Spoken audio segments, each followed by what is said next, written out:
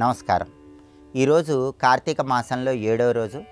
ఈ సందర్భంగా ఎలాంటి ముఖ్యమైన విధి విధానాలు పాటిస్తే సమస్త శుభాలు చేకూరతాయో, అలాగే కార్తీక మంగళవారం సందర్భంగా రుణబాధలన్నీ తొలగింపజేసుకోవటానికి కందుల దీపాన్ని ఎలాంటి ప్రత్యేకమైన విధి విధానాలతో వెలిగించాలో నేటి శుభం లాభం అనే శీర్షికన పరిశీలిద్దాం. ప్రధానంగా కార్తీక మాసంలో 7వ రోజు ఒక ప్రత్యేకమైన విధి విధానంతో స్నానం చేసినట్లయితే సర్వతీర్థాలలో స్నానం చేసిన ఫలితం కలుగుతుందని కార్తీక మహాత్మ్యం మనకు తెలియజేస్తోంది. కార్తీక మాసంలో 7వ రోజు సందర్భంగా స్నానం ఎలా చేయాలంటే, శిరస్సు పైభాగంలో బ్రహ్మరంధ్రం దగ్గర కొద్దిగా ఆవు నెయ్యి రాసుకొని శివాయ నమః, విష్ణవే నమః అనుకొని స్నానం చెయ్యాలి. అదే నదుల దగ్గర స్నానం చేస్తున్నట్లయితే శిరస్సు పైన బ్రహ్మరంధ్రం దగ్గర శివాయ నమః, కేశవాయ నమః అనుకుంటూ ఆవు నెయ్యి రాసి ఆ తర్వాత నదీ స్నానం చేయాలి. ఇలా స్నానం చేసినట్లయితే సంపూర్ణ తీర్థ స్నాన ఫలితం కలుగుతుందని ప్రామాణిక గ్రంథాలన్నీ తెలియజేస్తున్నాయి. అలాగే కార్తీక మాసంలో 7వ రోజు ఉసిరిక చెట్టు దగ్గర ఒక ప్రత్యేకమైన విధి విధానం పాటిస్తే ఇంట్లో ఉండి పూజ చేసుకున్నప్పటికీ సంపూర్ణంగా తీర్థయాత్రలు చేసిన ఫలితం కలుగుతుందని కార్తీక పురాణం తెలియజేస్తోంది. ఆ ప్రత్యేకమైన విధి విధానం ఏంటంటే, మీ 2 చేతుల్లో బియ్యపిండి తీసుకొని నమస్కారం చేసుకుంటూ దగ్గరలో ఉన్నటువంటి ఉసిరిక చెట్టుకి 9 ప్రదక్షిణలు చేయండి. ప్రదక్షిణలు పూర్తయిన తర్వాత మీ 2 చేతుల్లో ఉన్నటువంటి ఆ బియ్యపిండి ఉసిరిక చెట్టు మొదట్లో వేయండి. అలా ఉసిరిక చెట్టు మొదట్లో బియ్యపిండి వేసినట్లయితే మీ పాపాలన్నీ కూడా పటాపంచలైపోతాయి. గృహంలో ఉన్నా కూడా శ్రీ మహావిష్ణువు అనుగ్రహం వల్ల, శివానుగ్రహం వల్ల తీర్థయాత్రలు చేసిన విశేషమైన ఫలితం కలుగుతుంది. అలాగే కార్తీక మాసంలో 7వ రోజు ఒక ప్రత్యేకమైన విధి విధానంతో గంధం సమర్పిస్తే అద్భుత ఫలితాలు కలుగుతాయని ప్రామాణిక గ్రంథాలన్నీ తెలియజేస్తున్నాయి.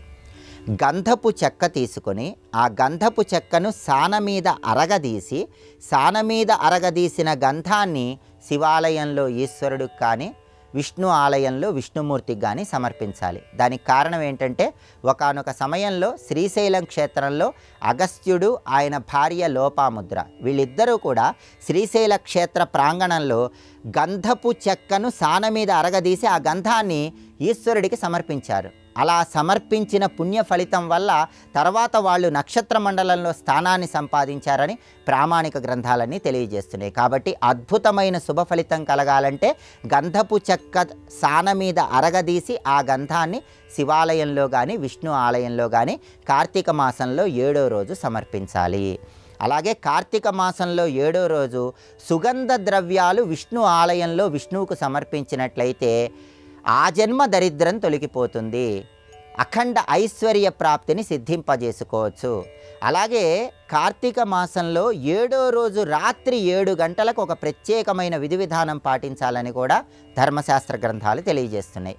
ఈరోజు సరిగ్గా రాత్రి 7 గంటల సమయంలో 27 మారేడు దళాలతో మీ ఇంట్లో ఉన్న శివలింగానికి కానీ, ఈశ్వరుడి చిత్రపటానికి కానీ నమశివాయ అనుకుంటూ పూజ చేయండి.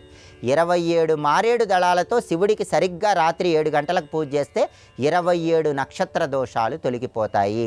ఈ ప్రత్యేకమైన పూజ కార్తీక మాసంలో 7వ రోజు రాత్రి 7 గంటలకు చేయాలని ప్రామాణిక గ్రంథాల్లో చెప్పడం జరిగింది. అలాగే ఈరోజు ప్రత్యేకమైన దానాలు ఇస్తే కూడా ఉత్తమ ఫలితాలు కలుగుతాయి. ప్రధానంగా కార్తీక మాసంలో 7వ రోజు సందర్భంగా తోటకూర కానీ, గోంగూర కానీ, పాలకూర కానీ, ఉసిరికాయ కానీ దానం ఇచ్చినట్లయితే గ్రహదోష తీవ్రతను తగ్గింపజేసుకొని సమస్త శుభాలను సిద్ధింపజేసుకోవచ్చు.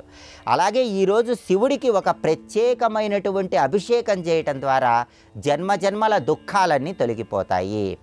ఆ ప్రత్యేకమైనటువంటి అభిషేకం ఏంటంటే ఖండ శర్కర అభిషేకం. అంటే పటిక బెల్లం పొడి కలిపినటువంటి జలంతో కార్తీక మాసంలో 7వ రోజు శివుడికి అభిషేకం చేయాలి.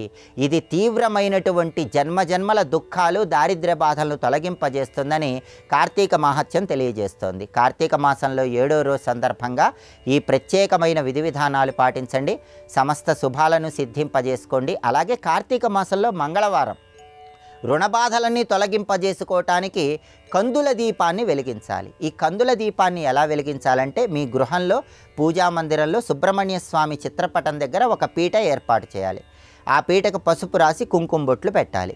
ఆ పీట మీద బియ్య పిండితో ఒక షట్కోణం ముగ్గు వేయాలి. షట్కోణం ముగ్గు అంటే ఒక ఊర్ధ్వ త్రికోణం, ఒక అధో త్రికోణం, ఈ రెండు కలిస్తే దాన్ని షట్కోణం ముగ్గు అంటారు. సుబ్రహ్మణ్య స్వామి షట్కోణంలో తిష్ట వేసుకొని కూర్చొని ఉంటాడని ధర్మశాస్త్ర గ్రంథాలు చెప్తున్నాయి. కాబట్టి సుబ్రహ్మణ్య స్వామి చిత్రపటం దగ్గర షట్కోణం ముగ్గు పీట మీద వేసి ఆ షట్కోణం ముగ్గు మీద ఒక రాగి పళ్ళెం కానీ ఒక ఇత్తడి పళ్ళెం కానీ ఉంచాలి.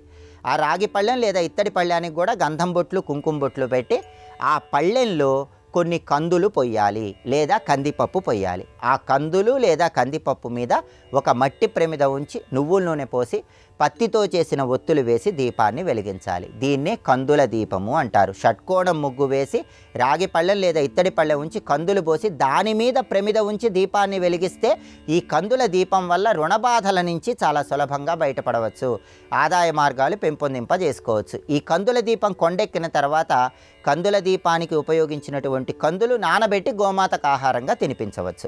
ఈ ప్రత్యేకమైన విధి విధానం పాటించండి. కార్తీక మంగళవారం సందర్భంగా రుణబాధల నుంచి సులభంగా బయటపడండి.